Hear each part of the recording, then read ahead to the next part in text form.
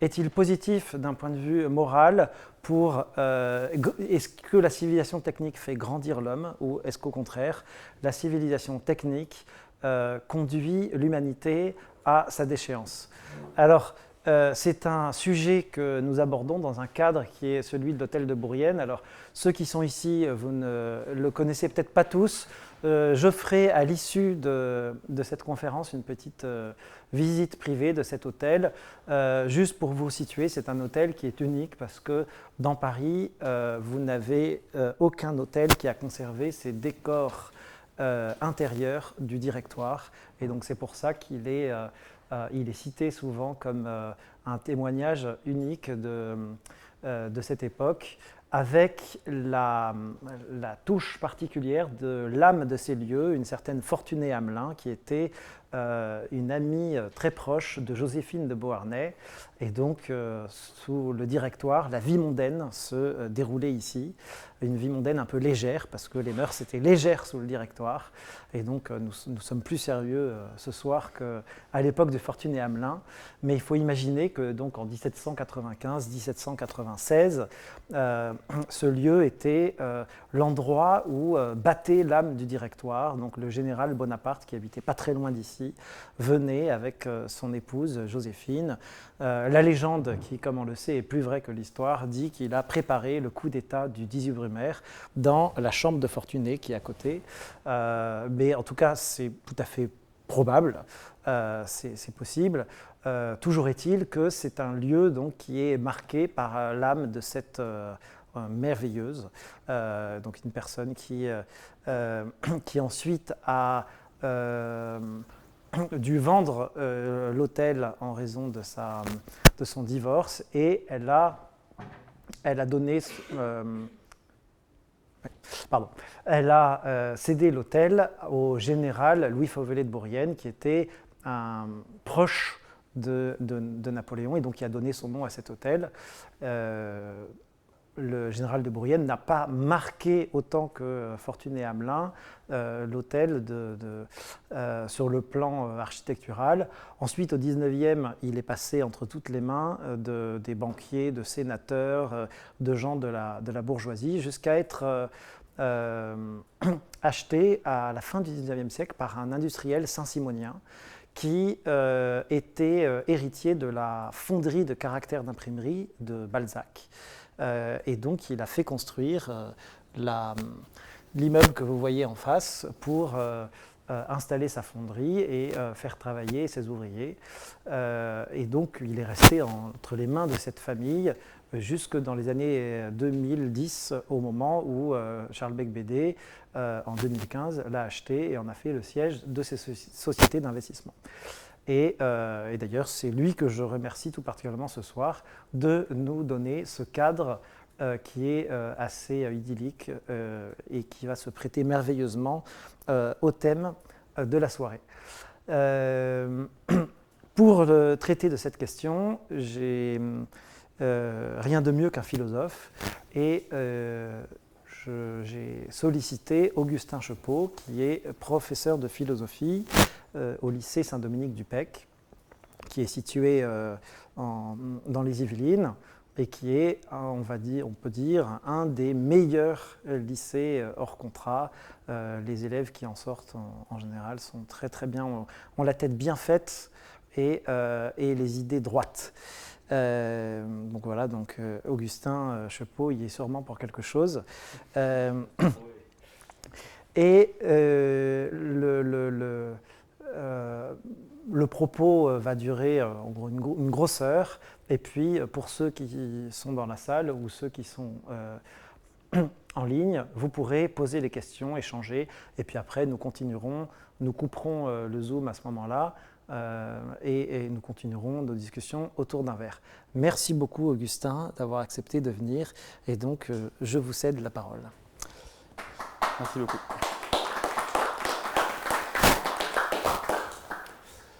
Merci Benoît. Alors le sujet que je traite ce soir s'intitule « La civilisation technique, progrès ou esclavage ». Alors je vais commencer par une première remarque sur l'intitulé, l'expression de civilisation technique. Cette expression, d'où vient-elle? On la trouve sous cette forme ou sur une forme avoisinante, civilisation technique, société technicienne, système technicien, etc., chez un certain nombre de philosophes ou de penseurs du XXe siècle. Alors, après la Seconde Guerre mondiale, pendant toute la période des Trente Glorieuses, donc on peut citer notamment Jacques Ellul, dont je parlerai un petit peu ici, peut-être un peu plus que les autres parce que c'est les 30 ans de sa disparition cette année, mais également Martin Heidegger, Ivan Illich et d'autres philosophes. Et puis pour les écrivains, également Aldous Huxley, Georges Bernanos, Jean Giono, etc. Donc tous ces auteurs reprenaient déjà le fil d'une critique qui avait commencé, une critique de la technique qui avait commencé déjà à la fin du XVIIIe siècle avec le début de la révolution industrielle et l'apparition de la machine à vapeur. Et il s'efforçait en fait de mettre en garde l'humanité contre la menace que constitue la technique pour la civilisation. Alors à l'époque, ils furent pratiquement tous inaudibles devant les succès que rencontrait la technique, les succès prodigieux, les nouvelles possibilités qu'offrait la technique.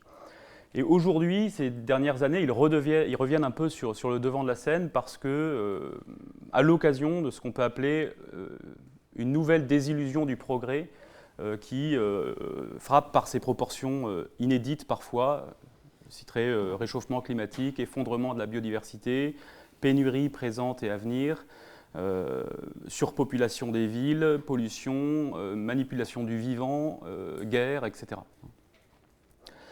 Voilà, donc je signale ainsi le retour en grâce de cette expression de civilisation technique qui est quand même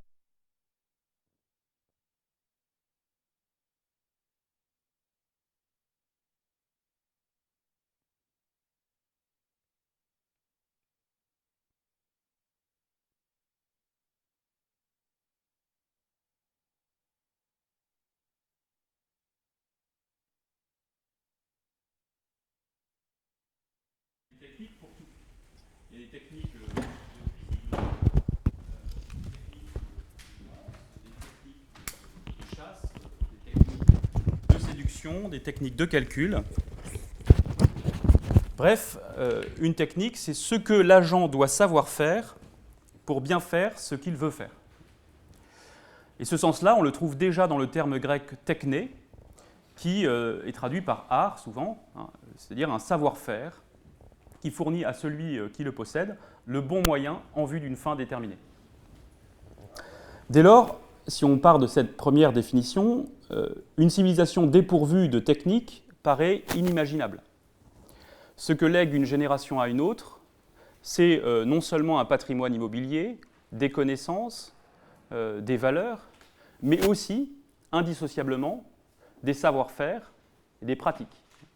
Je dis indissociablement parce que si on prend par exemple une connaissance qui est léguée, extraire la racine carrée d'un nombre, cela implique une méthode d'extraction qui est également léguée et qui est un savoir-faire, donc une technique au sens que j'ai indiqué.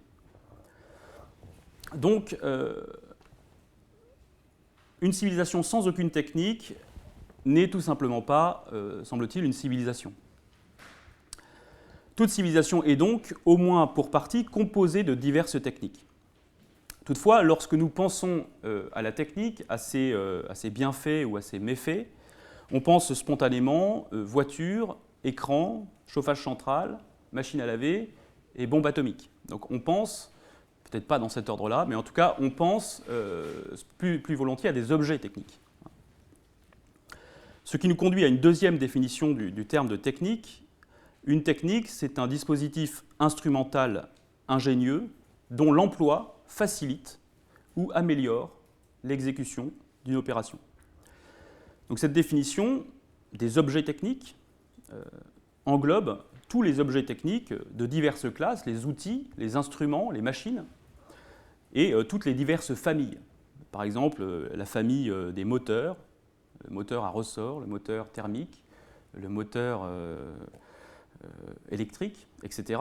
Et la branche des turbines, les moulins, la turbine Guimbal et la turbine Arabelle que M. Macron vient d'acheter, plutôt de racheter. Donc, suivant cette définition de la technique, le marteau est un dispositif ingénieux, le stéthoscope est un dispositif ingénieux et la calculatrice est un dispositif ingénieux.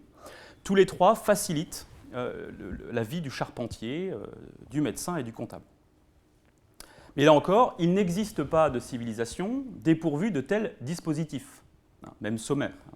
Les archéologues le savent bien parce qu'ils n'ont accès aux civilisations disparues que par les outils et les ustensiles que l'on retrouve à travers des fouilles qui ont survécu à la disparition de ces sociétés.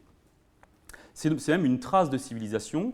Partout où l'on trouve des silex, des pots en grès ou en céramique, nous savons que l'homme est passé par là. La civilisation est passée par là. Donc dès lors, peut-on reprocher à une civilisation d'être technique? Ou plus spécifiquement, que vise-t-on lorsque l'on parle de civilisation technique? Ce ne sont sans doute pas donc, le fait qu'il existe des savoir-faire et des objets techniques dans notre civilisation, puisque ça, ce sont des éléments constitutifs de toute civilisation. Ce qui est visé par ces auteurs, les auteurs que j'énumérais plus haut, c'est la technique moderne.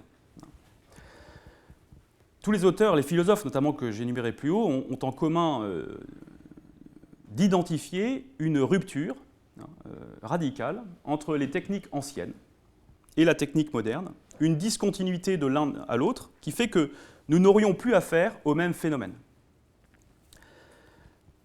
De diverses manières, chacun à sa façon, on en verra quelques-uns, il réfute essentiellement l'idée que la technique moderne serait la continuation progressive, graduellement perfectionnée, de la vieille technique artisanale, suivant les nouvelles possibilités offertes par la civilisation moderne. Elle serait quelque chose de tout à fait nouveau, d'inédit, qui doit donc être pensé à nouveau frais et accessoirement et surtout même combattu. La plupart des propositions traditionnelles qu'on entend sur la technique sont révoquées ou du moins largement critiquées, notamment son caractère naturel, la technique, son caractère, sa prétendue neutralité, ou son caractère encore émancipateur. Alors, ce qui est vrai, c'est qu'il y a une différence très nette, qui n'est pas discutable au fond, entre les techniques anciennes et la technique moderne que l'on observe, et c'est un changement dans l'ordre de la quantité. On a de plus en plus de techniques à disposition et de techniques en outre de plus en plus complexes. Donc la question est la suivante. Donc, un changement de quantité entraîne-t-elle nécessairement un changement de nature? Et si oui, quels critères avons-nous pour évaluer ce changement? Au fond, qu'est-ce qui fait entrer l'humanité dans un système technicien ou dans une civilisation technique? Deuxième remarque sur l'intitulé. Progrès ou esclavage? Faut-il vraiment trancher? Enfin, peut-on le faire déjà? Parce que la disjonction du terme de progrès et du terme d'esclavage n'a rien d'évident. D'abord parce que si on se rue ainsi vers le progrès, c'est qu'on en attend quelque chose, évidemment. Un progrès technique est toujours la réalisation d'une espérance, d'une attente, et en même temps, ne contient-il pas toujours un inconvénient ou un revers qui pourrait entraîner une forme d'esclavage? Alors cette idée n'est pas du tout nouvelle, on la trouve déjà chez Rousseau, qui, dans l'Émile, s'exclamait « Tant d'instruments inventés pour nous guider dans nos expériences et suppléer à la justesse des sens en font négliger l'exercice. Plus nos outils sont ingénieux, plus nos organes deviennent grossiers et maladroits. À force de rassembler des machines autour de nous, nous n'en trouvons plus en nous-mêmes. » Donc, idée déjà de l'ambivalence de la technique. Idée donc qui n'est pas neuve et qui est encore moins neuve quand on considère que la première formulation de cette ambivalence de la technique, on la trouve chez Platon, dans le Phèdre de Platon. Alors Socrate discute avec Phèdre et puis Socrate raconte à Phèdre l'histoire de ce dieu égyptien, Teut, qui passe pour avoir inventé toutes sortes d'arts, et qui vient voir le roi Thammuz de l'époque pour lui présenter ses arts et puis pour l'inciter à les répandre parmi les Égyptiens. Alors le roi demande à chaque fois quelle est la nature de cet art, à quoi sert-il, et s'il le juge bon ou s'il le juge mauvais, il l'accepte ou il le désapprouve. Alors vient le tour de l'écriture. C'est un texte très connu que Thoth, le dieu égyptien, présente au roi Tammuz comme étant un remède à l'oubli. Grâce à la science de l'écriture, grâce à l'art de l'écriture, enfin, les Égyptiens n'oublieront plus. Mais le roi Tammuz ne voit pas ça de la même façon, du même œil. Lui, il considère qu'au contraire, si les hommes se mettent à écrire, ils vont négliger l'exercice de la mémoire. Et donc, par conséquent, ce n'est pas un remède que propose le dieu égyptien, mais c'est plutôt un poison. C'est ça, cette idée Alors Socrate ajoutera aussi que le texte est figé parce qu'il a perdu son père. Enfin, c'est un texte assez célèbre. Voilà. Il ne répond pas si on l'interroge. Voilà. Donc c'est l'idée platonicienne de pharmakon. La potion qui peut être aussi bien un remède et un poison.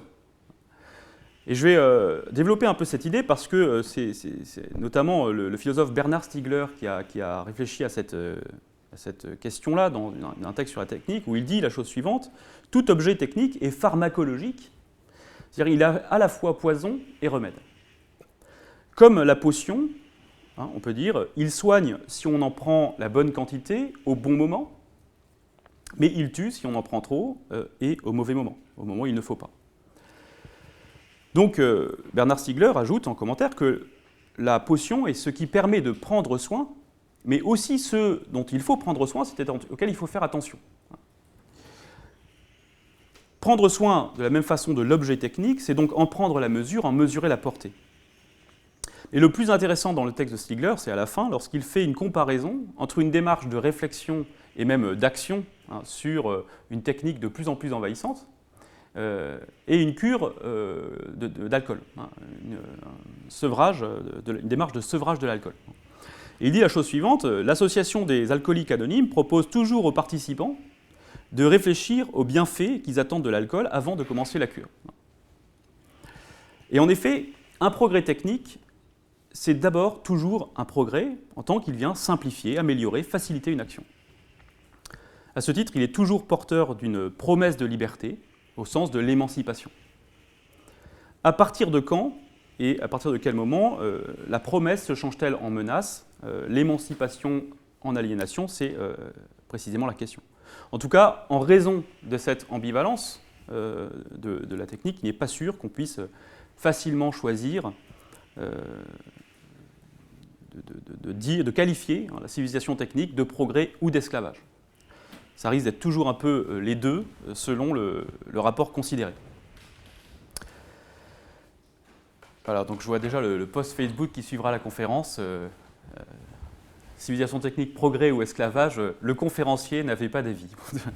Alors, en tout cas, il a l'avis de cette ambivalence foncière de la technique. Donc je vais examiner essayer d'examiner ce que recouvre le concept de civilisation technique, et puis ensuite identifier des risques plus contemporains de l'aliénation, en nous demandant comment la technique, et si la technique réalise toujours ses promesses. Pardonnez-moi pour cette introduction un peu longue. Donc, première question: à quelles conditions peut-on parler de société technicienne, de civilisation technique, de système technicien ou de civilisation, de société régie par la technique? On emploie ces expressions, en fait, on peut dire dès lors que nous dépendons vitalement, pour notre subsistance et pour la plupart de nos activités, d'une multiplicité de techniques, de plus en plus complexes, qui nécessitent une consommation croissante de ressources naturelles. Donc il y a cette idée de consommation de la nature, cette idée de densité des techniques, l'idée aussi de notre dépendance à la technique, et l'idée aussi de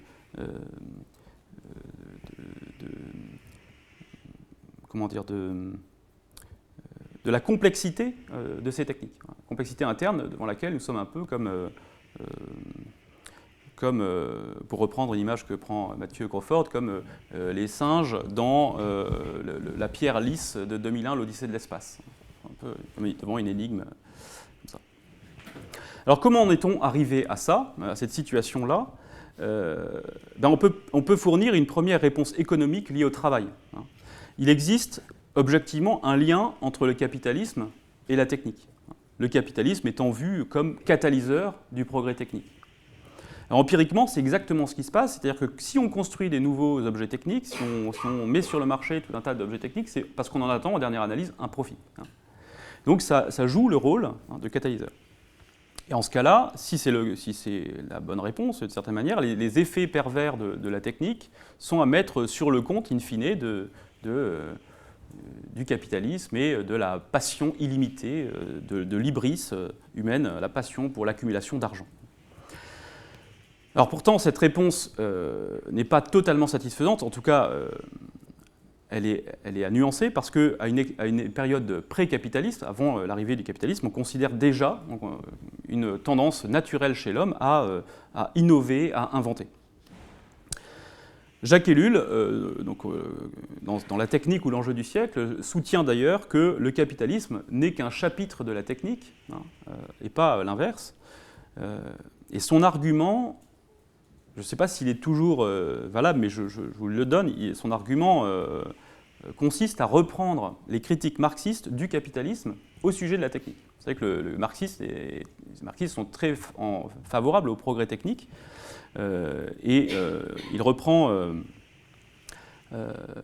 pour les marxistes, le capitalisme en fait freine le progrès technique plutôt que l'accélère. Pourquoi? Parce que dès lors qu'un progrès technique ne produit pas de bénéfices, il l'empêche de se développer, etc. Et donc il va ainsi contre le sens de l'histoire. Donc je cite Jacques Ellul à ce sujet. Donc, c'est Jacques Ellul citant une critique marxiste du capitalisme à propos de la technique. Le capitalisme ne laisse pas jouer l'automatisme technique qui veut qu'une méthode plus efficiente, qu'une machine plus rapide remplace automatiquement, ipso facto, la méthode ou la machine antérieure. Il ne les laisse pas jouer non seulement parce que le capitalisme subordonne la technique à des fins autres qu'elle-même, ce qui est inadmissible, mais aussi parce qu'il est incapable d'absorber ce progrès technique. Le remplacement des machines au rythme de l'invention technique est absolument impossible pour une entreprise capitaliste parce qu'on n'a pas le temps d'amortir une machine que déjà de nouvelles sortent, et que plus les machines sont perfectionnées, donc efficaces, plus elles coûtent cher. Donc suivre l'automatisme technique, continue-t-il, ce serait condamner les affaires capitalistes à la faillite. Il ajoute, la réaction capitaliste est bien connue, on achète les brevets des nouvelles machines et on ne les met jamais en jeu. Vous voyez que faire reposer la responsabilité de tout le progrès technique sur le seul capitalisme est donc pas vraisemblable pour cette raison. Alors comment en est-on arrivé là si ce n'est pas du seul fait du capitalisme? Alors la réponse d'Ellul, dans La technique ou l'enjeu du siècle, je citerai essentiellement ce livre parce que c'est le seul que j'ai lu de toute façon, et je vous envoie les deux autres qui sont connus, c'est Le système technicien et Le bluff technologique, il est écrit après. Mais dans La technique ou l'enjeu du siècle, la réponse d'Ellul est une réponse on peut dire anthropologique qui voit la technique comme une rationalisation systématique des pratiques humaines liées à un appétit d'efficacité. Son originalité, à Ellul, consiste à analyser ce qu'il appelle le phénomène technique, qu'il résume ainsi: la recherche du meilleur moyen dans tous les domaines. C'est, je cite encore, c'est the one best way, qui est à proprement parler le moyen technique, et c'est l'accumulation de ces moyens qui donne une civilisation technique. Donc une civilisation technique, c'est donc l'accumulation de moyens qui procèdent d'une recherche systématique du meilleur moyen dans tous les domaines. Alors, voilà la définition qu'en donne Ellul. On peut faire une première objection, peut-être pour marquer un peu la difficulté de la question. Est-ce que c'est un problème de rechercher l'efficacité? Autrement dit, est-ce que ce n'est pas très humain de rechercher le meilleur moyen? Comment, autrement dit, l'efficacité pourrait-elle ne pas être une valeur? Et en un sens, est-ce que cette recherche de l'efficacité, ce n'est pas dans la nature de l'homme? Donc j'arrive ici à la question de savoir si la technique est dans la nature de l'homme. Alors ce que je vais faire à chaque fois, je vais prendre des propositions un peu classiques, un peu traditionnelles sur la technique, notamment l'idée que la technique est dans la nature de l'homme, l'idée que la technique est émancipatrice, l'idée que la technique imite la nature, hein, ou la perfectionne, des idées qu'on trouve chez Aristote notamment. Et à chaque fois, je vais voir comment Ellul et d'autres montrent non pas l'impertinence, mais le caractère un peu dépassé de ces idées. Donc d'abord, puisque je pose la question de savoir comment pourrait-on être rétif en fait, à la recherche d'efficacité, la question, est-ce que la technique n'est pas naturelle à l'homme? Pour cela, je vais citer un texte d'Aristote, je vais vous le lire, je suis désolé, j'avais prévu de prendre des textes, je n'ai pas eu le temps. Donc, je lis Aristote dans les Parties des animaux. La nature attribue toujours, comme le ferait un homme sage, chaque organe à qui est capable de s'en servir.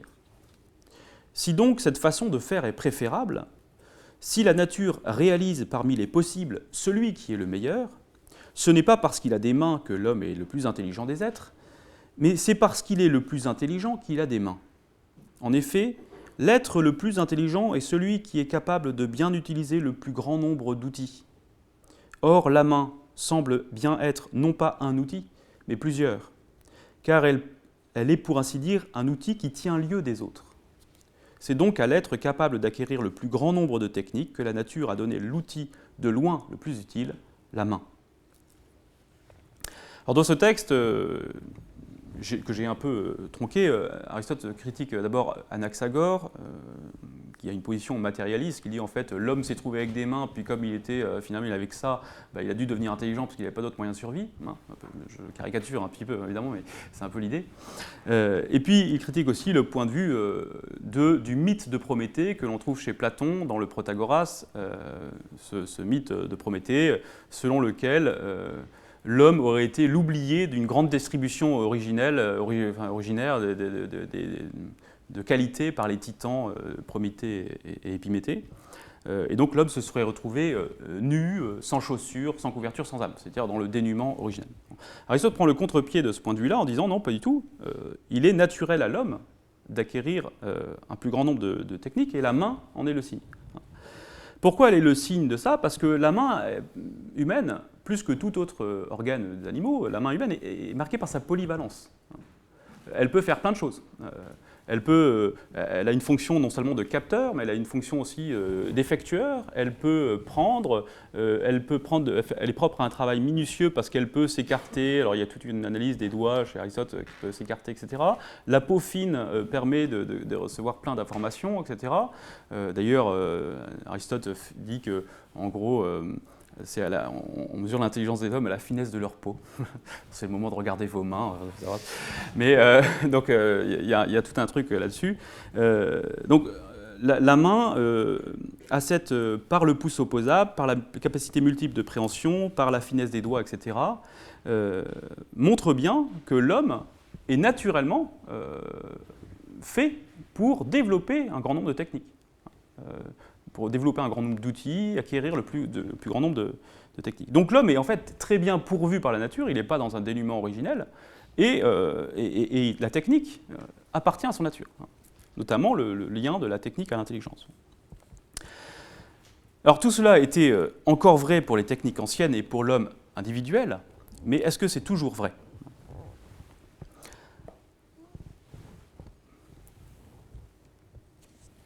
En effet, les techniques anciennes étaient utilisées dans des domaines très limités, et notre société, elle, est marquée par la densité technique. L'invention et l'emploi de techniques est systématique et concerne pratiquement toutes les pratiques humaines. On cherche à tout techniciser sans aucun domaine, comme s'il y avait même un intérêt, un enjeu à la technicisation du monde. Et d'ailleurs, les domaines qui ne sont pas technicisés ou peu technicisés passent facilement pour retardataires. Par exemple, l'école. on voudrait faire passer l'école 2.0 à une école numérique et interactive où on aurait finalement, on pourrait se passer des divagations magistrales du professeur pour enfin entrer dans la modernité. Bon. Justement, à l'école, pourquoi faudrait-il continuer à apprendre à écrire avec la main, justement, à l'école, alors qu'aujourd'hui, il suffit de parler pour que ça écrive. Alors, ce qu'on remarque dans le texte, pardon pour cette digression sur l'école, mais ce qu'on remarque dans le texte d'Aristote, c'est qu'Aristote pense la technique, justement, comme une action conjointe de la main et de l'intelligence. Or, ce que nous constatons aujourd'hui, dans nos objets techniques, c'est qu'ils échappent à notre compréhension à mesure qu'ils échappent à notre manipulation. En effet, la complexification croissante de ces techniques, liées à leur perfectionnement et liées à leur polyvalence, permet-elle encore le développement d'intelligence? Alors certes, on fait tout pour faciliter l'interaction homme-machine. La tactile, la commande vocale, etc. facilite l'interaction homme-machine. Mais l'interaction, ça n'est pas la compréhension. Donc nous comprenons de moins en moins le fonctionnement de toutes les machines qu'on utilise, et ce défaut de connaissance entraîne un rapport, on peut dire, un peu magique à nos objets techniques. Le rapport de la technique à la main humaine, ou plus précisément le rapport de la main à l'intelligence technique, est presque rompu. C'est le constat que fait Matthew Crawford dans l'éloge du carburateur. Matthew Crawford, qui était un philosophe et constructeur de motos, réparateur de motos américain, qui dit la chose suivante: la disparition des outils de notre horizon éducatif est le premier pas sur la voie de l'ignorance totale du monde d'artefacts que nous habitons.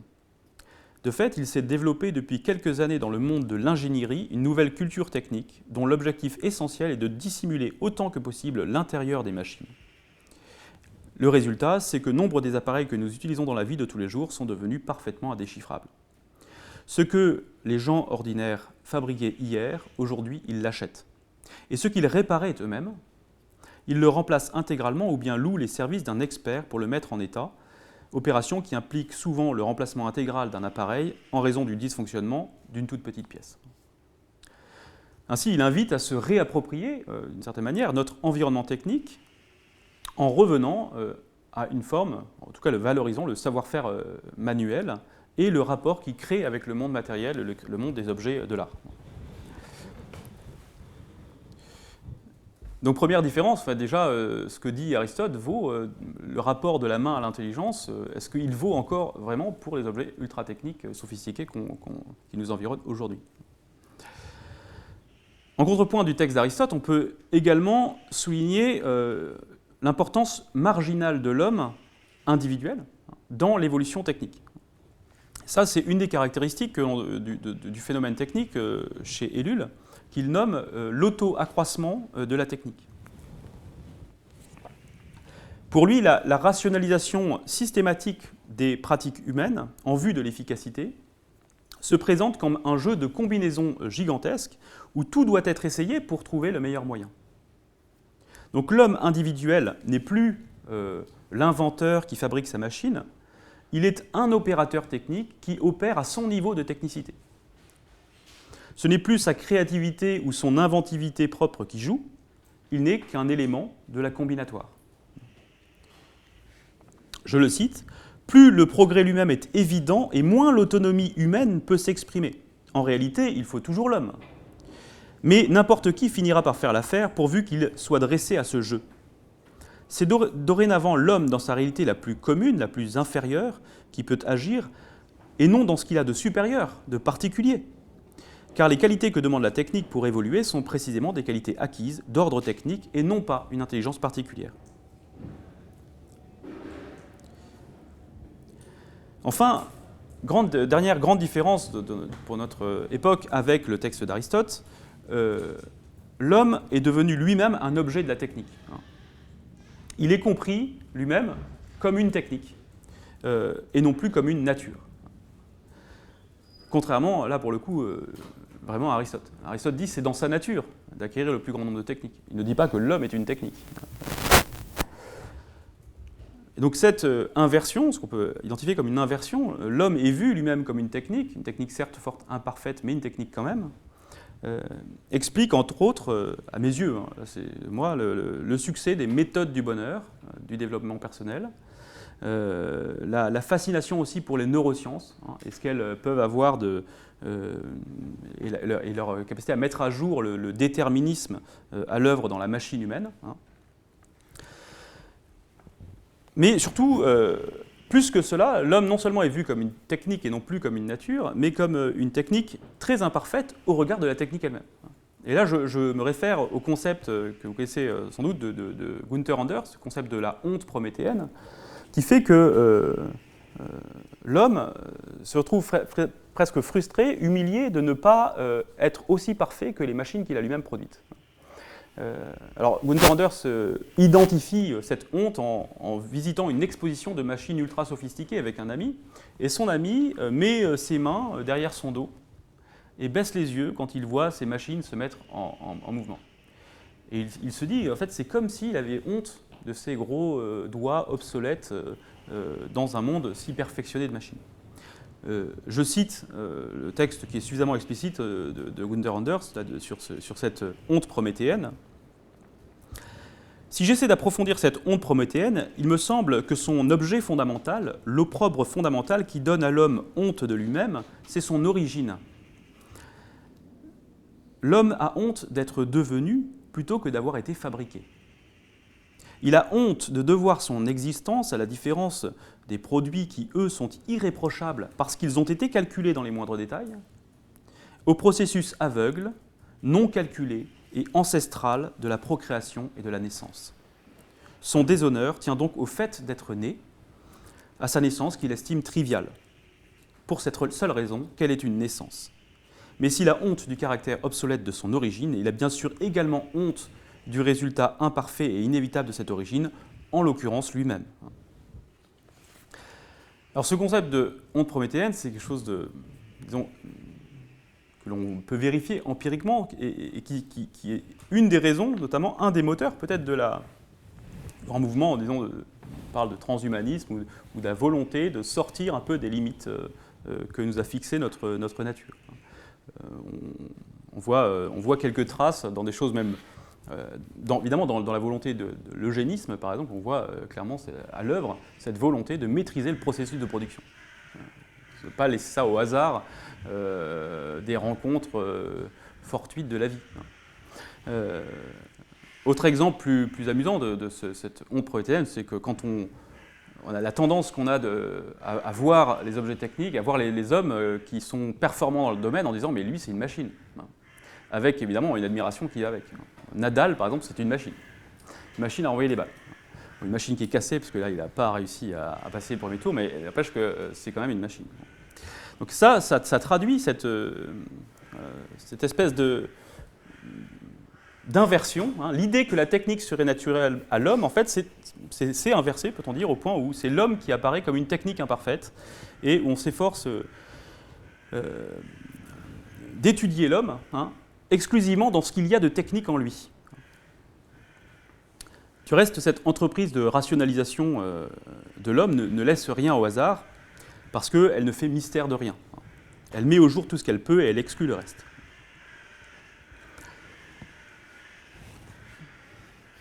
La nature m'approuve. Je cite à cette occasion, je cite beaucoup de textes, mais je cite à cette occasion un texte de Gabriel Marcel, qui est fort à propos sur cette question de la honte prométhéenne, et qui est particulièrement d'actualité. Dans cet enchaînement, l'action avilissante de la technique apparaît en pleine lumière. Ce qui est avili, c'est la notion même de vie, et tout le reste vient par surcroît. On pourrait se demander si l'homme de la technique n'en vient pas à regarder la vie elle-même comme une technique tout à fait imparfaite et où le bousillage serait la règle.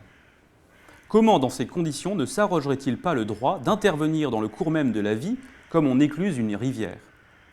On fera ces calculs avant de savoir s'il y a lieu de mettre un enfant en route, comme on calcule avant d'acheter un sidecar ou une Simca. On fera le compte aussi exact que possible du coût annuel. Dans un cas, il faudra prévoir les maladies et les notes de médecin, dans l'autre, les avaries et les notes de garagiste. On se rabattra fréquemment sur le petit chien qui coûte moins cher. Si les notes de vétérinaire s'allongent à l'excès, il y aura toujours la ressource de Piquet, Azor ou Coquette. On n'en est pas encore à envisager cette solution pour Janine ou Félicien. Voilà. Maintenant, on est déjà à envisager cette solution pour Janine et Félicien, évidemment. Mais voilà, inversion, en fait, du caractère naturel de la technique, on est passé à toute autre chose. L'homme lui-même, objet de la technique, est vu comme une technique imparfaite. Une petite expérience de pensée qu'on pourrait faire, qui est intéressante, c'est de se demander, je n'ai pas du tout la réponse, je n'ai pas poussé beaucoup cette expérience de pensée, mais se demander qu'est-ce qui, en l'homme, ne peut absolument pas être technicisé, doté d'instruments techniques, réduit en algorithmes, etc. Question pas évidente. Et peut-être que là, on trouverait la pointe de ce que signifie être humain. Hein, peut-être, je ne sais pas. Deuxième lieu commun qui est dépassé aux yeux, en tout cas des tenants, des critiques de la civilisation technique, c'est la formule d'Aristote, tantôt l'art, techné, mène à bien ce que la nature n'est pas capable d'achever, tantôt il limite. On trouve dans Physique 2.8 d'Aristote. Alors qu'est-ce que ça veut dire, cette expression? Ça veut dire tout simplement d'abord que la fabrication d'un outil technique suppose la prise de conscience d'une réalité constante dans la nature. La prise de conscience d'une régularité. C'est-à-dire typiquement, un outil technique respectera les lois de la nature. Il fonctionnera selon les lois de la nature. Cette prise de conscience donc, repose sur l'idée de régularité que, aux mêmes causes, suivent les mêmes effets et que n'importe quoi ne produit pas n'importe quoi dans la nature. Et donc, pour Aristote, il subordonne la techné à la physique. Il n'y a pas de technique qui ne respecte les lois de la nature. Donc, par exemple, je ne sais pas, un exemple que prend Aristote, on ne met pas des matériaux lourds sur le toit et on met des matériaux lourds en bas pour éviter que la maison ne s'effondre. C'est-à-dire que toute construction technique, tout ouvrage technique va respecter des contraintes et des lois naturelles. En fait, quand Descartes dit qu'il n'est pas il n'est pas moins naturel à une montre de marquer les heures qu'à un arbre de produire ses fruits, en fait, il ne dit pas autre chose. Il dit que, fondamentalement, c'est quelque chose de naturel. Il existe un deuxième sens de l'imitation de la nature par la technique, c'est le sens de la reproduction artificielle de capacités naturelles existant dans la nature, qui sont donc transformées en capacités techniques. L'exemple, c'est le sonar, qui reprend, en fait, qui reprend une capacité que l'on trouve dans la nature, qui est l'écholocation, qu'on trouve chez les cétacés et chez les chauves-souris, qui, par une émission d'ondes sonores, reçoit en retour l'effet d'écho et l'analyse, grâce notamment chez ces animaux à la prestine, protéine qui est impliquée dans l'audition. C'est sur le même principe que fonctionnent les sonars des sous-marins. Ou autre exemple, les lunettes de vision infrarouge nocturne reposent, viennent en tout cas, se trouvent, le principe, le fonctionnement se trouve analogue dans la nature chez les animaux nyctalopes comme le chat par exemple, etc. Bon. Et enfin, donc, voilà, imitation de la nature en deux sens, respect des lois de nature, reproduction de capacités naturelles par la technique. Et enfin, imitation de la nature en sens où elle parachève la nature, elle parfait la nature, dit Aristote. Qu'est-ce que ça veut dire? C'est-à-dire qu'elle domestique la nature sauvage. Pardon. Voyons un champ de blé, un verger, etc. L'homme, par sa technique, permet à la nature de produire ce qu'elle n'aurait pas pu produire sans son intervention. Donc il y a ici l'idée de technique comme perfectionnement d'une réalité naturelle. La culture technique, c'est d'abord l'agriculture. Typiquement, le travail de l'agriculture sans lequel certaines espèces de fruits et autres n'auraient pas pu se développer. Néanmoins, évidemment, en contrepoint de ce point de vue sur la technique comme imitation, ce qui caractérise la modernité, c'est une croissance exponentielle des moyens techniques et qui font changer un peu cette réalité dans la mesure où, d'abord, où elle se caractérise par une grande voracité de nos techniques. Typiquement, certes, nos techniques, y compris les plus perfectionnées, comme par exemple les techniques de production d'électricité nucléaire, fonctionnent par imitation de la nature d'une certaine manière, parce que ça reproduit plus ou moins ce qui se passe dans le Soleil. Alors évidemment, la différence entre la fission et la fusion, je ne maîtrise pas du tout, mais enfin, en gros, c'est ça. Mais ça reproduit des choses qui existent, qui repassent de manière massive des choses qui existent, mais pour autant, ça consomme en même temps, littéralement, la nature, et ça met la nature en péril. Et là, sur cet aspect-là, certes, ça imite et perfectionne la nature, mais aussi la densité de nos usages de la nature, notre consommation de la nature, finissent par la mettre en péril. Du reste, si un auteur, comme je le disais en introduction, qu'un auteur comme Ellul revient un peu à l'ordre du jour aujourd'hui, c'est sans doute pas pour les raisons que lui, d'ailleurs, avançait dans la technique ou l'enjeu du siècle. C'est peut-être plus pour des raisons notamment techniques. Aujourd'hui, on peut dire que toutes ces questions que j'ai évoquées en introduction, à savoir réchauffement climatique, etc., elles nous posent vraiment problème parce qu'on se rend compte qu'on n'a pas de solution technique. Et non pas forcément parce qu'on se rend compte que c'est en soi... c'est moins nos modes de vie qui sont en cause que le fait qu'on n'admette pas de solution technique. Donc on voit ainsi que le thème de la technique imitant et perfectionnant la nature est aussi mis à mal par le problème de la quantité. Alors c'est ainsi que, je cite encore Ellul sur ce sujet, il dit en fait c'est un monde artificiel qu'on installe, radicalement différent du milieu naturel. Il détruit, élimine ou subordonne ce monde naturel, mais ne lui permet ni de se reconstituer, ni d'entrer en symbiose avec lui. Ils obéissent à des impératifs et à des ordonnancements différents, à des lois sans commune mesure. Il n'y a plus de commune mesure entre les lois de la technique et les lois de la nature. Il n'y a pas de symbiose possible entre la technique et la nature, parce que en fait, le fonctionnement de la nature est infiniment quand même plus différent, plus complexe et peut-être plus riche et différent en fait, du fonctionnement technique, parce qu'il fonctionne sur un modèle de symbiose, qui est quand même autre chose que simplement un système de loi, et donc impossibilité donc, de communiquer entre ces deux mondes. Ainsi, on observe, selon ces penseurs, selon Ellul ou même Heidegger, on retrouve cette idée-là, une inversion du rapport entre la technique et la nature. La techné n'est plus subordonnée à la nature, mais c'est au contraire la nature qui est commise à la technique.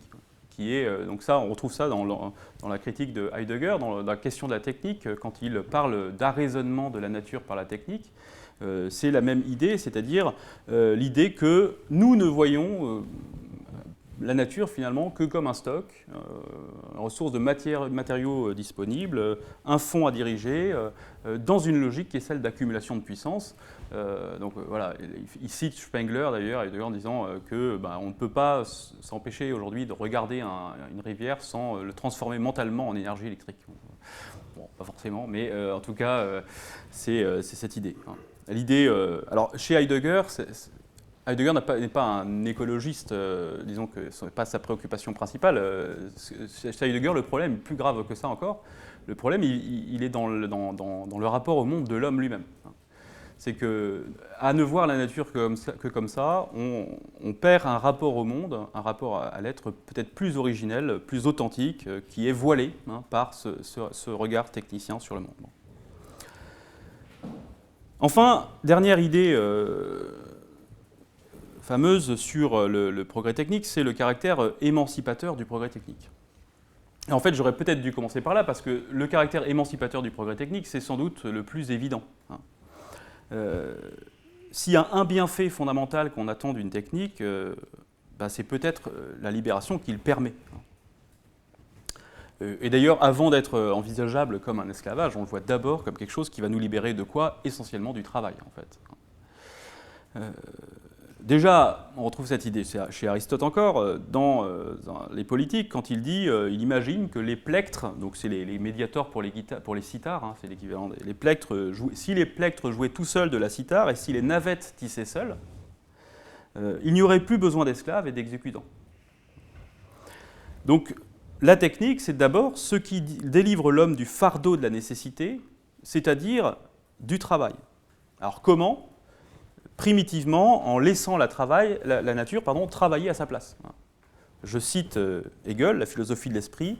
Là, l'instinct se retire tout entier du travail, il laisse la nature s'échiner à sa place, regarde tranquillement et ne dirige le tout qu'avec un effort minime, c'est la ruse. Bon. En sorte, le piège à ours qui consiste à creuser un trou très profond avec des parois lisses, à mettre des branchages dessus, un pot de miel au milieu, et attendre que l'ours vienne tomber au milieu, ça procède déjà de ça, c'est-à-dire d'une forme de ruse. C'est un piège, une sorte de machine, une ruse par laquelle on laisse la nature faire, par la loi de la chute des corps. Le moulin, de manière plus claire, le moulin qui fait tourner tout seul grâce à l'eau. Hein, la meule, ça évite de soulever un pilon toute la journée.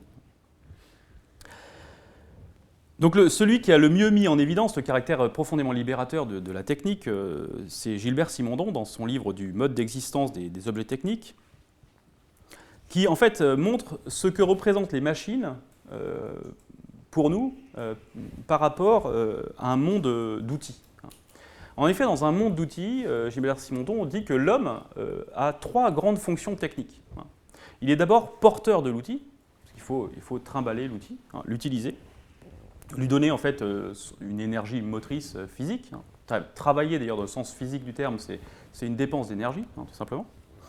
Ensuite, il a, alors même si on peut effectivement déléguer la force motrice aux animaux, ce qu'on fait aussi dans un stade d'outils, dans un monde d'outils, on délègue déjà la force motrice aux animaux, mais toujours est-il que c'est une des fonctions techniques, c'est la force motrice.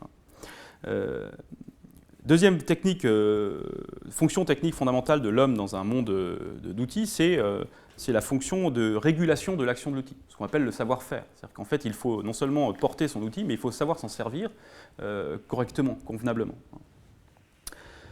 Et enfin, troisième grande fonction technique, dit-il, c'est assigner le sens ou la fonction à l'outil. C'est posséder en fait l'information sur le travail que l'on doit faire. Donc la fonction technique du travail humain dans un monde d'outils, dit Simondon, elle est triple, elle est motrice, régulatrice et informative.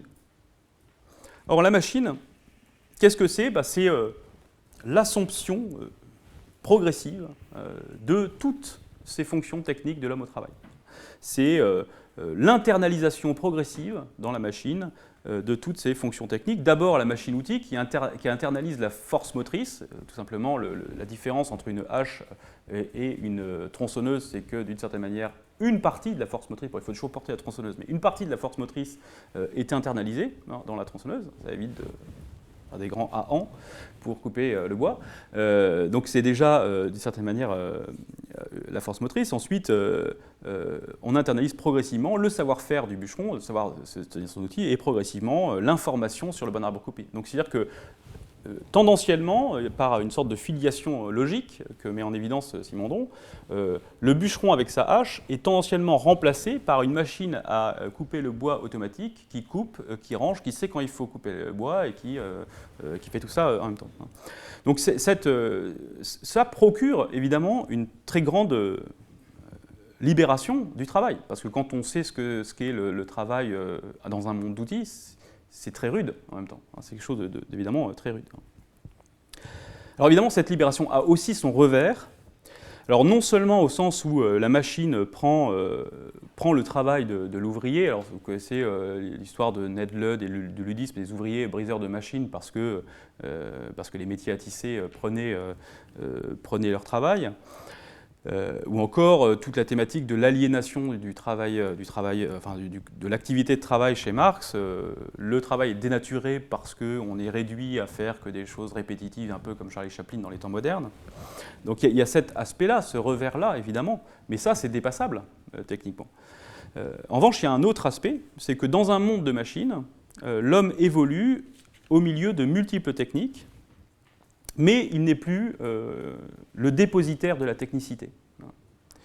Il vit comme un maître au milieu d'esclaves techniques, mais il devient d'autant plus dépendant de ses esclaves qu'il ignore en fait les fonctions techniques qu'il leur a déléguées. Donc une sorte de dialectique du maître et de l'esclave se joue dans cette émancipation paradoxale de l'homme vis-à-vis du travail. Donc cette émancipation se traduit évidemment par l'accroissement de notre dépendance à ces machines, fondamentalement notre dépendance à l'énergie, mais aussi à de multiples dépendances aux écrans, Internet, aux modes de déplacement, etc. Et on assiste ainsi de la promesse libératrice à aussi une perte d'autonomie de l'agent humain. Et là où nous dépendions de la nature et de ses rythmes lents, avec le poids de souffrance que ça pouvait occasionner, nous dépendons aujourd'hui de la technique et de son rythme effréné. D'une certaine manière, on a troqué l'un contre l'autre. Et la question étant de savoir si on n'a pas troqué une mère contre une marâtre. C'est une bonne question qu'on pourrait poser. Bon, je vois que je vais arriver. En guise de conclusion, j'aimerais simplement donner la parole à quelques auteurs qui ont diversement en fait, questionné la technique et qui indiquent des pistes de réponse à la question suivante: comment rester humain dans un monde technicisé? Alors je ne suis pas, j'ai cité des auteurs je ne suis pas forcément en accord, notamment je ne suis pas forcément d'accord avec le rejet parfois systématique de la technique, ou même les accents prophétiques qui voient dans la technique un pacte faustien qui nous coûterait à la fin notre salut. Mais pour autant, il y a des choses intéressantes chez certains penseurs de la technique qui méritent qu'on s'y arrête. D'abord, chez Ivan Illich, le thème, la notion de convivialité. Ivan Illich, on trouve chez lui l'idée qu'une société qui n'est animée que par la recherche de l'efficacité tend à s'organiser d'une façon qui est inhumaine en un sens, c'est-à-dire en fait anti-conviviale. Il propose donc la convivialité comme valeur alternative à l'efficacité. Qu'est-ce que ça veut dire rechercher la convivialité? Ça veut dire d'abord prendre conscience du fait que l'épanouissement de la personne trouve sa source dans son énergie personnelle et pas dans la capacité d'énergie qu'il peut prendre autour de lui. Donc d'abord dans son énergie personnelle et l'usage qu'il peut en faire. Et il y a une idée intéressante que je trouve chez Ivan Illich. Il reprend à saint Thomas l'idée de la définition de l'austérité. L'austérité n'étant pas, contrairement à l'idée reçue, l'idée de l'attitude de quelqu'un qui est patibulaire, quoi, mais c'est une vertu. L'austérité, c'est une vertu qui consiste dans une capacité à exclure certains plaisirs de la recherche du plaisir. Exclure certains plaisirs, notamment tous ceux qui dégradent la relation personnelle et l'autonomie. Et je trouve que cette idée est assez intéressante et on retrouve un peu cette idée dans le fait que chez Gabriel Marcel, que je citais tout à l'heure, dans Les hommes contre l'humain, qui dit la chose suivante: pourrait-on pas dire que l'invasion de la technique tend à substituer la satisfaction à la joie, l'insatisfaction à l'inquiétude, et les satisfaits d'une part et les insatisfaits de l'autre ne tendent-ils pas à se rejoindre dans une commune médiocrité? Première idée, cette idée donc un monde envahissant de techniques n'est pas un monde convivial, n'est pas un monde d'une certaine manière où on peut vivre les plus authentiquement certaines expériences humaines. Autre idée qu'on retrouve chez un penseur qui s'appelle Hartmut Rosa, un sociologue qui est le penseur de l'accélération. Dans son livre sur l'aliénation et l'accélération, il montre un lien entre l'accélération technique et l'accélération du changement social et l'accélération des rythmes de vie. Et il montre le caractère paradoxal de ça en disant le fait que la technique accélère, que les progrès techniques soient de plus en plus singuliers, frappants et importants, ça devrait avoir pour effet de nous faire gagner du temps. D'ailleurs, c'est le but. Enfin, je veux dire, si on peut faire en TGV Paris-Lyon en 2 heures, c'est précisément parce qu'on gagne du temps.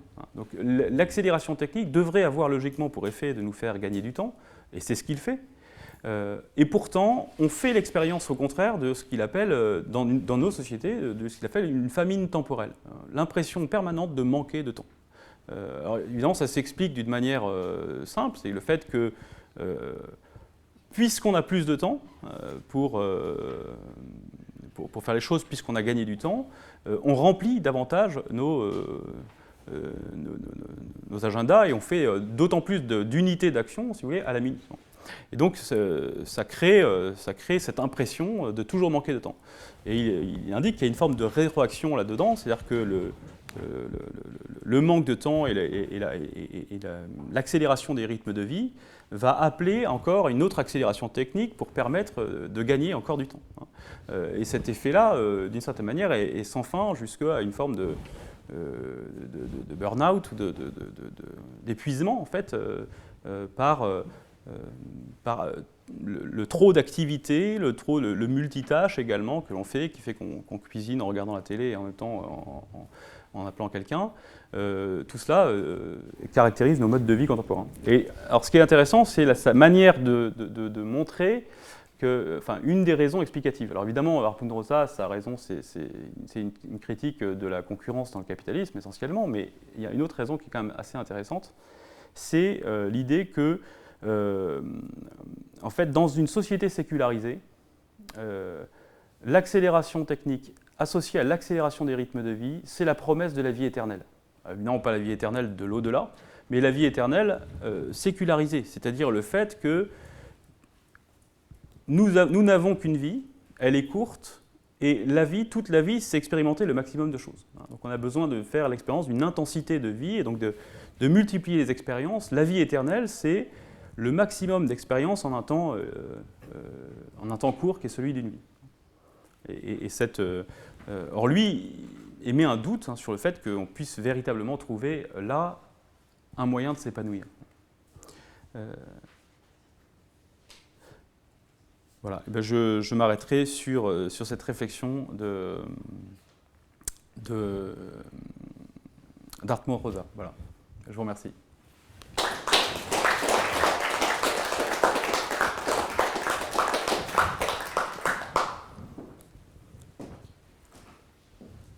Merci beaucoup, Augustin, merci pour cet exposé.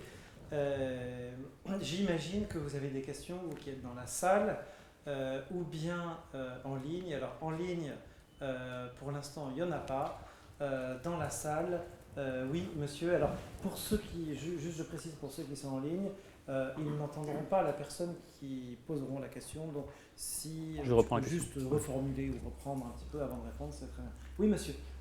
Il me semble qu'il y a une question, enfin, un élément qui manque dans votre définition, que je trouve dans l'Évangile, mais qui est tellement clair qu'on doit la trouver ailleurs, c'est qu'on ne se sauve pas soi-même. Donc il manque, donc la question, enfin la remarque en fait, c'est le fait qu'il manque dans ma définition de la technique. Oui, enfin, dans l'usage qu'on fait de la technique. Oui, donc, en fait voilà, vous soulignez que en fait il y a une forme d'état d'esprit, un esprit propre, caractéristique de notre époque technique, qui est la tentation de vouloir se sauver soi-même.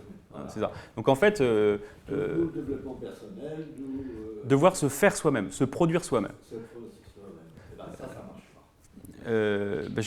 Oui, je suis assez d'accord. Il y a ça se présente effectivement comme une forme de tentation, de vouloir être soi-même. Mais cela dit, dans le texte de Gabriel Marcel que j'évoquais, Les hommes contre l'humain, il y a cette idée que la technique est fondamentalement d'abord, d'une certaine manière, une tentation. Une tentation aussi, d'ailleurs, une voie de facilité, mais une tentation de vouloir se faire soi-même. Et qu'il identifie déjà chez Sartre, dans notamment l'idée sartrienne selon laquelle l'homme n'est que ce qu'il se fait. L'homme ne se reçoit plus, comme se reçoit plus de Dieu, il ne se reçoit plus de la nature, mais il se fait un peu son propre projet, il est son propre projet, il est ce qu'il se fait. Donc on retrouve effectivement cette idée. Et c'est un des dangers inhérents à la technique, peut-être. Gabriel Marcel, c'est un philosophe chrétien. Oui, tout à fait, oui. Oui. Que je connais assez mal du reste, mais... Il y a des gens dans cette pièce qui le connaissent bien. Voilà. Alors, autre question. Oui, non, je voyais un doigt qui se levait. Oui. Oui. Vous avez parlé à un moment de la séparation et du conflit entre la technique et la nature. Oui. J'ai l'impression que ça peut progressivement se rejoindre aussi. Il y a beaucoup de techniques qui s'inspirent du biomimétisme, donc on va regarder ce qui se fait dans les animaux pour faire des approches similaires. Il y a de plus en plus de notions de durabilité, ouais. ou même des approches qui viennent du monde du vivant et qui sont mises en œuvre, des approches écologiques, etc. Donc on pourrait avoir une certaine convergence à l'avenir. Oui, alors donc je reprends la question pour les auditeurs. Donc vous signez que le divorce que j'ai un peu signalé entre technique et nature, le fait que l'impossible symbiose entre les deux est contredite par le fait qu'il existe des techniques qui s'inspirent du biomimétisme et qu'il existe une forme de convergence possible dans la manière y compris, j'imagine, dans les entreprises de sauvegarde de la nature, des choses comme ça, peut-être. Oui, c'est tout à fait possible. C'est tout à fait possible. Après, il y a toujours le risque qui est de voir la nature d'abord comme un problème technique, d'ailleurs, ou comme un ensemble de... comme un problème technique à résoudre ou une complexité technique d'abord. Si vous voulez, la grande différence que j'indiquais, la principale différence que j'indiquais, c'était surtout la différence entre la manière dont quelqu'un comme Aristote pensait la nature et la manière dont nous on la pense. Peut-être que... mais en tout cas, oui, le fait qu'il y ait des convergences, enfin, je ne vois pas d'objection avec ça. Au contraire, c'est même bien que l'on s'efforce de prendre ça en compte, quoi. Ouais. Oui. Si toute technique peut être à la fois un bien et à la fois un esclavage, comme l'écriture, selon le point de vue où on se place, comment on fait pour arbitrer entre les deux ? Donc la question, si la technique peut être à la fois, a toujours cette ambivalence, peut être à la fois un progrès, un esclavage, un bien, un mal, comment arbitrer ? Je pense qu'un bon moyen d'arbitrer, c'est de se poser d'abord la question de la finalité. Une caractéristique de l'approche technique en général, c'est qu'elle ne se pose pas la question du pourquoi, mais du comment. Comment accélérer, comment permettre, comment... voilà. Quelque part, décider de l'opportunité d'utiliser avoir tel recours à telle ou telle technique, ou même c'est d'abord se poser la question de la finalité, pourquoi. Ensuite, c'est aussi développer, alors je veux dire, une réflexion un peu sur les conséquences prévisible ou pas de l'usage d'une telle technique. Ça me paraît être un moyen aussi de trouver des critères pour cela. Mais en fait, surtout, il faut bien se dire que de toute façon, une technique sera toujours un bien aussi. C'est ça la notion d'ambivalence, c'est-à-dire qu'elle ne va pas être un mal si je fais ça ou ça, mais elle sera toujours aussi un bien. Je veux dire, je prends un exemple bête, mais c'est sympa de temps en temps de commander je sais pas, un Chinois pour regarder devant la télé. C'est bien, c'est vrai que c'est pas forcément... on pourrait plutôt faire soi-même la cuisine, etc. Mais de temps en temps, vous voyez, je sais pas si c'est clair comme exemple, mais c'est un peu trivial. Mais en même temps, c'est vrai que c'est sympa, ça facilite, forcément c'est bien, ça facilite la vie. En même temps, si on fait ça tout le temps, on voit bien qu'on perd aussi une manière plus conviviale peut-être de vivre, je ne sais pas. Voilà. Je ne sais pas si j'ai répondu.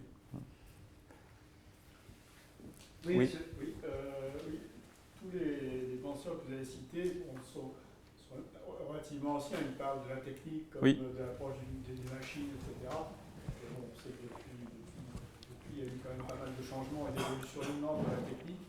Est-ce qu'il y a d'autres penseurs beaucoup plus récents qui se sont penchés à nouveau sur ces sujets-là, compte tenu de tout ce qu'il y a comme nouvelles technologies, l'information, l'intelligence artificielle, etc.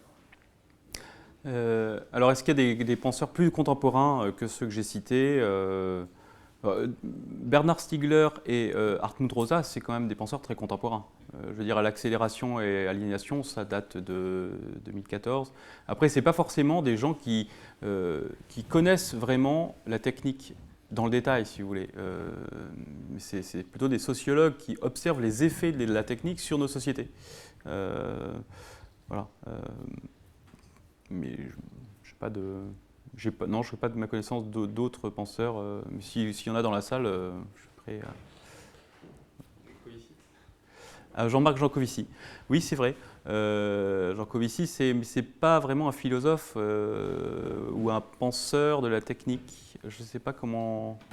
D'une certaine manière, si, c'est vrai. En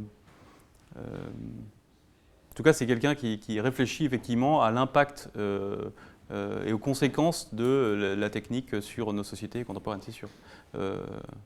Et quelqu'un de très intéressant.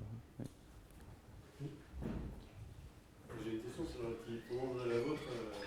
On parle de plus en plus, même si c'est un peu fantasmé, d'humanité augmentée. Ouais. Pour voir ce qu'il en sera entre ce que prévoient, espèrent ou redoutent certains. Mais est-ce que vous pensez que dans les penseurs critiques de la technique, leurs critiques seront encore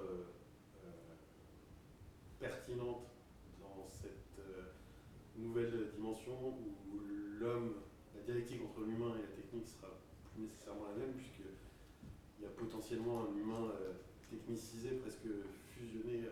L'humain sera peut-être en rivalité avec un humain technicisé, qui est une donnée qui était absente, même si on trouve de l'actualité même dans Aristote que vous avez cité, ça peut s'appliquer à certaines actuelles, mais est-ce que ce changement de paradigme est pressenti par les penseurs critiques de la technique? Ah oui, il est très clairement pressenti par les penseurs critiques de la technique. Enfin, je veux dire, il y a, puis même notamment les écrivains, hein, enfin, toutes les dystopies qu'on voit, ils anticipent bien tout ce qui peut arriver aujourd'hui. C'est vrai que ce qui est inédit aujourd'hui, c'est que d'une certaine manière, on a déjà passé le pas vers une forme de transhumanisme par des formes d'eugénisme, donc il y a quelque chose là-dedans d'assez dramatique en fait dans notre histoire. Maintenant, la question pour nous, c'est est-ce qu'on veut continuer, comment veut-on vivre? Qu'est-ce qu'on considère comme étant une vie authentiquement humaine, quoi? C'est un peu la question. Est-ce qu'on... Ouais, je sais pas. Je réponds peut-être pas bien, hein, mais c'est ce que je dirais. Enfin, la question qu'on doit se poser, à mon avis, dans une société qui est déjà très largement acquise à une technique de modification de l'homme, etc., c'est qu'est-ce qui est vraiment humain et qu'est-ce qui est à préserver. Voilà. Après, il y a aussi peut-être une question au niveau politique qu'on peut se poser. Dans les années 60, au moment où la télévision est entrée dans la vie quotidienne des Français, au début, c'était par tranche, c'était pas tout le temps, c'était en continu. D'ailleurs, pour la radio, c'était pareil. Et donc, on y allait petit à petit, parce que aussi, on sentait que ça allait avoir un poids sur le quotidien des Français et la manière de vivre. Et donc, est-ce qu'il y aurait un outil de régulation, une manière de bloquer la dépendance aux écrans pour que, à un certain âge, pour que les enfants retrouve le goût de la lecture. Enfin, Ouais. voilà, quelles mesures, et est-ce qu'il faut que ces mesures soient édictées d'en haut, ou alors est-ce que c'est à chaque famille, enfin, comment imaginer une régulation? Bah, c'est problématique, hein. On a vu ça récemment avec les questions de régulation de TikTok, par exemple, parce que dès qu'on met l'État dans l'histoire, que l'État peut, voilà, qui intervient pour interdire, c'est toujours problématique, c'est toujours une menace pour la liberté, en fait. Donc, je sais pas, moi j'ai pas de solution, disons, ni politique. En fait, ce qui mettra un terme au systématisme technique et à l'expérimentation technique dans tous les domaines, ça sera, enfin, c'est ce que dit d'ailleurs Ellul dans la technique aujourd'hui du siècle. Il dit la seule limite de la technique, ce sont des limites naturelles. Ça arrêtera quand il n'y aura plus. Voilà. Ça rejoint d'ailleurs un peu ce que dit Jean Covici d'une certaine manière. Il dit, on redeviendra raisonnable quand on aura arrêté d'être drogué à la technique. Ouais. C'est-à-dire quand on ne pourra plus, voilà, d'une certaine manière. Donc c'est pas très optimiste, hein, comme je suis d'accord, c'est pas hyper optimiste comme approche. Là, maintenant, la question c'est est-ce qu'il y a, est-ce que politiquement il y a des issues plus favorables? Je sais pas. Le fait que parce que ce qu'on décide nous d'interdire ici, ça sera autorisé ailleurs, et il y a des effets en permanence d'influence entre les États, etc. Je sais pas. Là, je sèche complètement. Je vois pas ça d'un bon œil arriver, mais pour autant, je n'ai pas de réponse. Oui. Mais la directive de quand ça s'arrêtera, en fait, ça condamne ceux qui veulent freiner à des perdants d'avance, parce qu'ils seront toujours. On ne peut pas lutter contre les excès de la technique sans consentir à la technique, donc ils seront toujours perdants. C'est comme, par exemple, pour la fin des ressources fossiles. C'est une question qui traverse tous les grands pétroliers en ce moment. La plupart n'en ont rien à faire, ils iront jusqu'au bout du bout. Oui, bien sûr. Et les rares qui essayent d'anticiper d'autres sont accusés d'en faire très peu, le minimum, que ce soit symbolique, et de continuer. Et se justifier en disant tant qu'il y aura de l'offre, tant qu'il y aura de la demande, pardon, on continue à faire de l'offre. Et en fait, on peut décliner ça à tout, et il arrivera un moment où ceux qui voudront freiner ou tempérer les avancées techniques seront de toute façon tellement dépassés qu'ils seront balayés par ceux qui ont choisi les avancées. Oui, mais que faire? Il y a d'autres aspects comme les aspects économiques qui font que l'électricité peut s'imposer sur le pétrole, des choses comme ça. Enfin, oui. C'est-à-dire? Vas-y. Il y a plusieurs réalités en jeu, et l'aspect financier compte aussi. Oui. Comment ça, pour promouvoir Pour sortir d'une technologie et aller vers une autre, par exemple. Oui, pour faire des transitions d'une technologie à une autre, etc. Après, il peut y avoir des effets de mode, c'est-à-dire qu'il y a des écoles en Californie qui scolarisent les enfants des patrons de Google et des grandes entreprises, et qui sont des écoles sans écran parce qu'elles ont des résultats qui sont excellents, et donc il peut aussi avoir un effet boule de neige au sein d'une élite, de pouvoir afficher le label « nous on est sans écran, nous dans la vague retour à l'authentique ». Ouais. Voilà. Alors est-ce que ça sera nul, est-ce que ça sera quelque chose qui sera profond? Je sais pas. Oui, c'est sûr. Oui. Est-ce que le seul régulateur finalement c'est pas la foi en un truc un peu irrationnel, que ce soit en Dieu ou en la nature, qui est la seule à même de contrer, vous avez parlé de l'absence de foi dans un monde séculaire, où finalement le seul mouvement c'est le profit et l'efficacité? C'est possible. En tout cas, c'est vrai que le fait d'être chrétien, et d'ailleurs tous les penseurs chrétiens antitechnicistes, on va dire, ont un point de vue assez eschatologique là-dessus. C'est-à-dire qu'en fait, seule chose, ils voient ça d'abord comme une tentation, et donc ils y résistent avec la force de la foi. Donc c'est vrai. Oui, on peut le voir comme ça. Oui. Alors comme il est 21h30, on va laisser les auditeurs qui sont sur Zoom terminer. Et moi, donc, je vous invite à l'issue de cette séance à déjà prendre le tract pour les mardis Victus de l'année prochaine, qui seront consacrés aux grands écrivains face aux défis contemporains. Donc avec des personnalités comme Pierre Manon, Olivier Rey, Jean-François Chemin, Rémi Brague, Sébastien Lapac, Philippe Maxence, Laurent Mandrigueux, Romain Donalini, et qui traiteront à chaque